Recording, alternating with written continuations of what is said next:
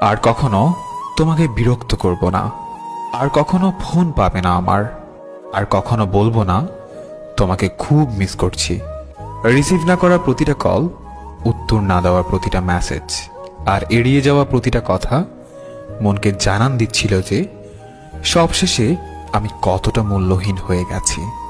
তুমি না হয় আমার সাথে অভিনয় করে খুবই ভালো আছো, জানি সারা জীবন সুখেই থাকবে, কিন্তু আমি কি পারবো তোমায় ছাড়া সুখে থাকতে?